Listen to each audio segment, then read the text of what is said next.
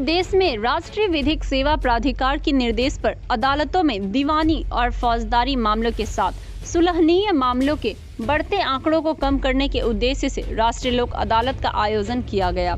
जिसमें फौजदारी, दीवानी और सुलहनीय मामलों जैसे बैंक, टेलीफोन, बिजली और पानी की समस्याओं को ऑन द स्पॉट निष्पादित किया गया। भागलपुर की व्यवहार न्यायालय परिसर में डालसा चेयरमैन और जिला जज शिव गोपाल मिश्रा, जिलाधिकारी सुब्रत कुमार सेन और सीनियर एसपी नीतिशा गुड़िया ने दीप प्रज्वलित कर राष्ट्रीय लोक अदालत का उद्घाटन किया।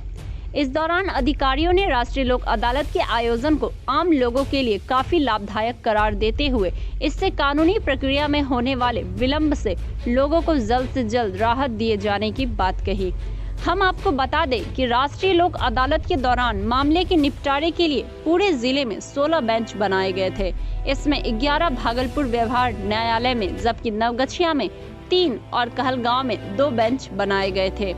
लोक अदालत वर्चुअल हाइब्रिड मोड में आयोजित किया गया था। कोविड प्रोटोकॉल के नियम के अनुरूप आयोजित कार्यक्रम के दौरान सभी बेंच में एक न्यायिक अधिकारी, पैनल अधिवक्ता और एक क्लर्क मौजूद थे। तीनों की कुर्सियों में 2 गज की दूरी थी, जबकि पक्षकारों और उनके वकीलों को 8 फीट की दूरी पर रखा गया था। इसके लिए रस्सी की बैरिकेडिंग भी की गई थी। कोविड प्रोटोकॉल के पालन के लिए एक्स्ट्रा पुलिस फोर्स की भी तैनाती की गई थी। राष्ट्रीय लोक अदालत के दौरान लगभग 8000 लंबित मुकदमों की सुनवाई की गई।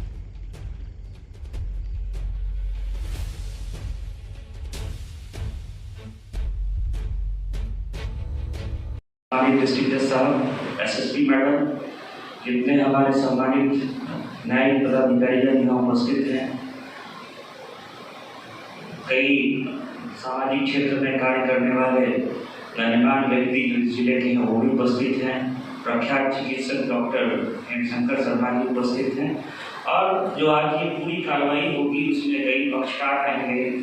कई हमारे जो सम्मानित अधिवक्तागण हैं उनकी भी डायरेक्ट एंड इनडायरेक्ट भूमिका रहती है। तो सबसे पहले तो मैं आज के इस कार्यक्रम में उन सभी का स्वागत करता हूँ और धन्यवाद देता हूँ कि इस तरह का जो एक फोरम अवेलेबल कराया गया है, एक अल्टरनेट फोरम आप कह लीजिए, जहाँ पक्षकार आ करके, और जैसा हम लोग सभी लोग जानते हैं कि कोई ऐसा कॉस्ट नहीं इन्वॉल्व होता है, प्रक्रिया लंबी नहीं होती है, बहुत सीमित प्रक्रिया होती है, और आमने सामने बैठ करके बात करके जो हम लोगों का एक पहले का जो कॉन्सेप्ट रहा है, जो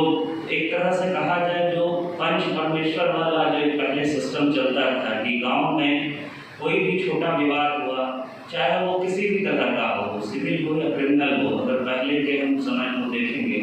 तो गांव में पंचायती होती थी और उसी में मैक्सिमम मामलों का समाधान भी हो जाया करता था। पंचायती राज अधिनियम भी आया, उसमें भी कई प्रावधान किए गए हैं, लेकिन कई बार देखा जाता है कि उस तरीके से रिजल्ट जो है वो ग्राउंड लेवल पर नहीं मिल पाता है।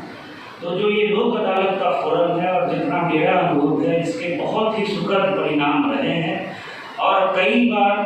जब कोर्ट कचहरी का या डिफरेंट कह लीजिए माध्यमों का सहारा लेते हुए भी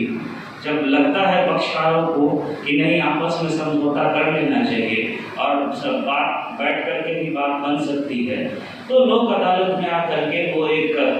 रास्ता मिल जाता है, वो एक माध्यम मिल जाता है, जहाँ की आसानी से जो है जो छोटे मोटे विवाद होते हैं उनका जो है आसानी से निपटारा हो जाता है।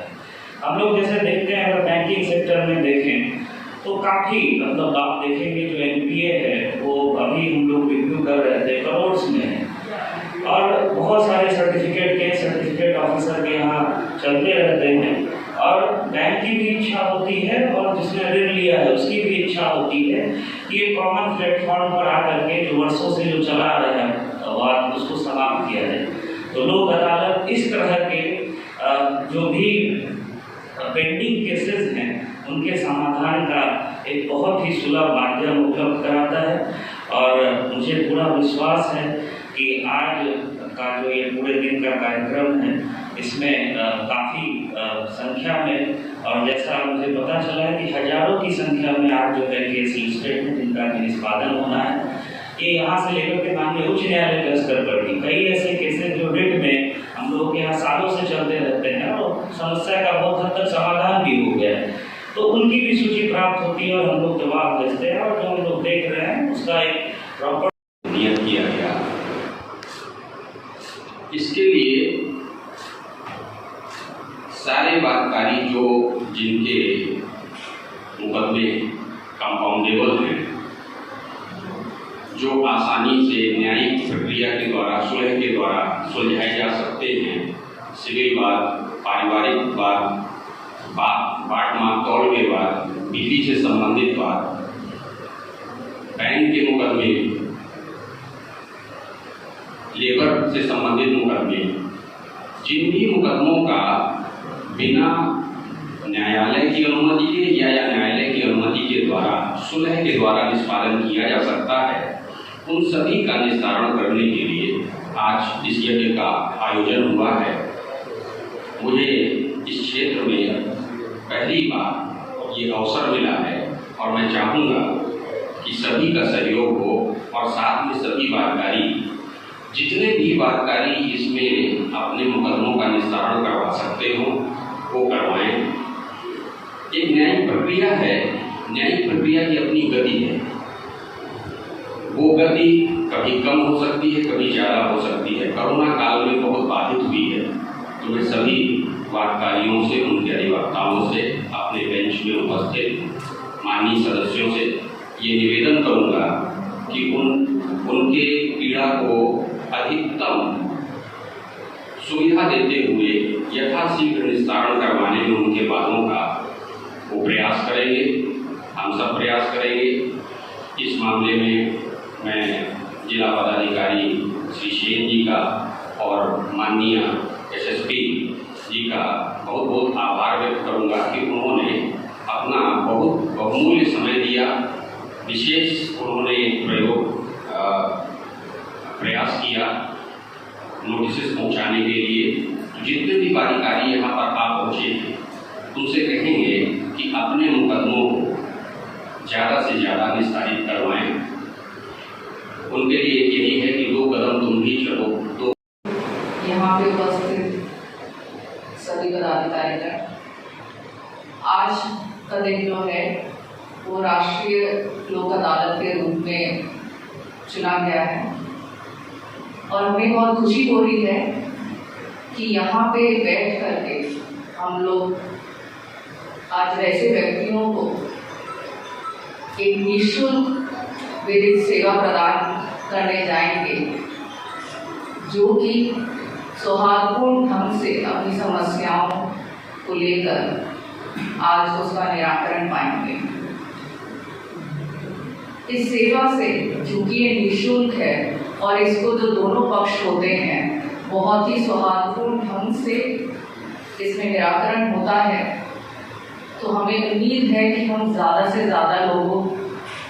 को इस पे लाभ पहुँचा पाएंगे और ये एक प्री लिटिगेशन स्टेज पे ही जा कर के उनकी समस्याओं का समाधान हो पाता है। क्योंकि काफ़ी जो हम देखते हैं कि न्याय प्रक्रिया कहीं कहीं पे बहुत लंबी चल जाती है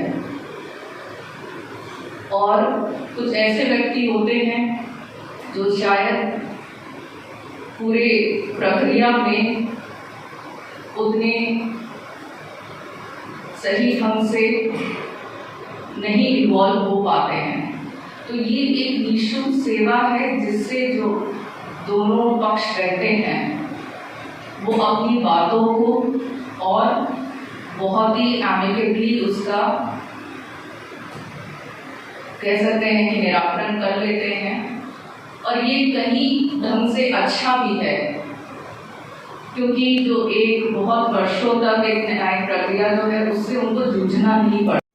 ऐसी ही खबरों के लिए करें से 24 लाइव को सब्सक्राइब, साथ ही साथ दिए गए बेल आइकन को भी दबाएं। Thank you.